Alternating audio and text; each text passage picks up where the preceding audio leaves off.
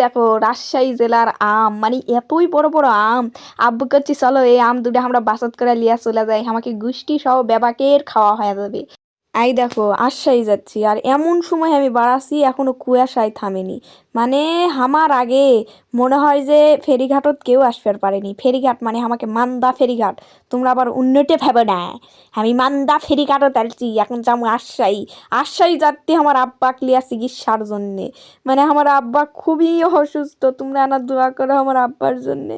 মানে আমি আব্বুর প্রতি মানে মাঝে মধ্যে খুবই কষ্ট পাই যে আব্বু খালি সবসময় আমাকে খ্যাপে, সবসময় খালি আমাকে আগ দেখায়, কৃষক দেখায়, এগুলা কথা মনে হচ্ছে যাওয়ার সময়। আমার এখন মনে হচ্ছে যে আব্বু আমাকে সারা জীবন গেলে, সারা জীবন যা ইচ্ছে তাই করুক, আমি কোনো দিন টু শব্দ করবো না। মানে বাপ মাও আমাকে জীবনে খুবই গুরুত্বপূর্ণ একটা পার্ট। মানে বাপ মা ছাড়া চলবেই না, এক সেকেন্ডও চলবে না, এক মুহূর্ত অসম্ভব।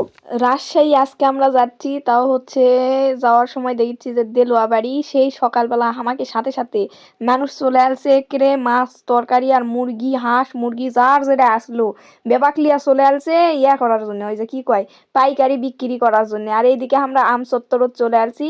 আর খালি কেমন জানি মন খারাপ লাগিচ্ছে যে আল্লাহ রিপোর্টে কি আসবে, আল্লাহ ভালো যেন আসে। এইদিকে আব্বু করছি, আব্বু আম সত্তরের ওই যে বড় বড় আমগুলার আনা ছবি লওয়া লাগবে, তুমি আমাকে না বাসের জানলা খুলে দাও। পরে আব্বু খুলে দিল।